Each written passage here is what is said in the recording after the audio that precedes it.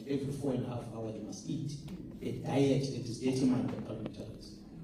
Once you're out of the prison, you're on your own. So when you're out there, what must you do next? Do crime so that at least you can go back. If you survive, you survive. If you don't survive, at least you won't sleep on empty stomach. So we have to really interrogate what is it that is done by us in the country on dealing with social ills in our country, social welfare of people, how people have been raised. The majority of those that are charged with the responsibility of protecting the citizens are the same, because the unfortunate part, the majority of the people of the race that are really in trouble is not the white race. That's what I said, because and I'm saying it, and we're in Cape Town, we're not just saying we're not in the northern suburbs of Cape Town.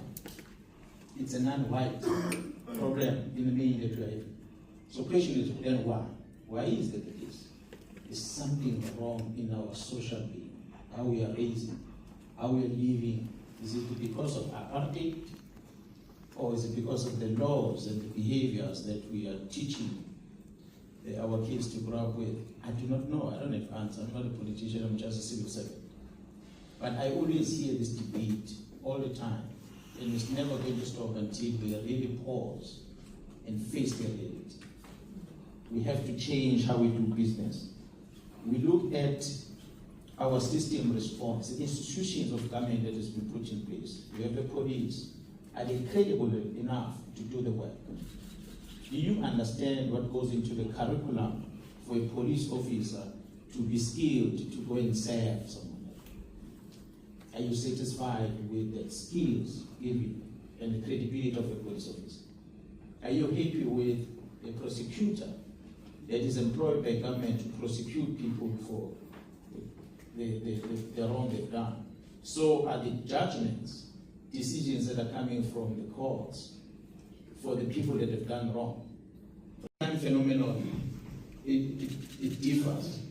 We have to first, right at the beginning, for us to fight crime, look at our social problems that we have in the country until we address that. I've said, honorable members, now we will not share in fact a television.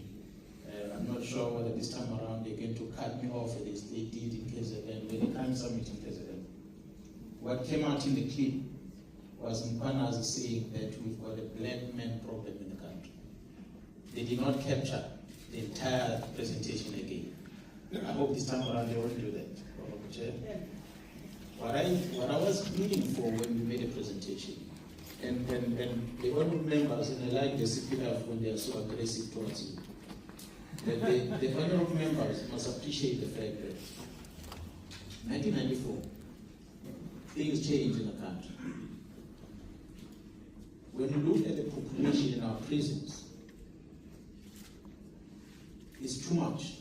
Complaints will always come when people feel that the deployment is not visible enough, or the crime that continues to happen in the Western Cape is not stopping. So that's why we came here, the parliamentarians. That's why we're also here to meet up, both the general from the military, the head office, and myself, to come and meet up with the police in the province so that we can engage to establish exactly what could be the challenge and come up with solutions to it. Will you be meeting again soon? Yeah, well, we're going to another meeting again now. Generally, do you think the deployment of the army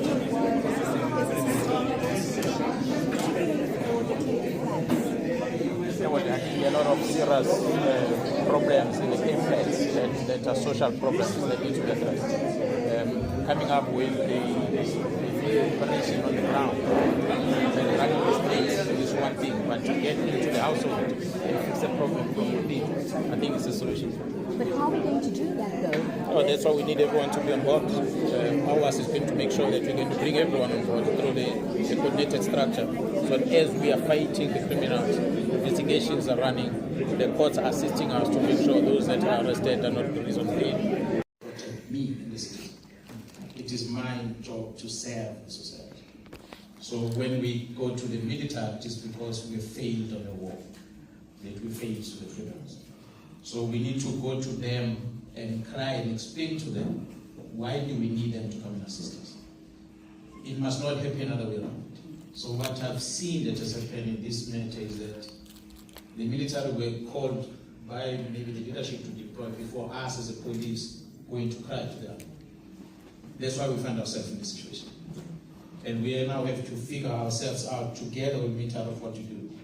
But we are supposed to go to them and say, bigger brother, the war is too much for us. Help us. And then they will ask us, what is the problem? And we will explain the problem to them. They might come up with suggestions. They'll come on the ground to do an assessment, and then together we can say, okay, this is what we can do. And then together we go with a plan to the leadership to ask for support.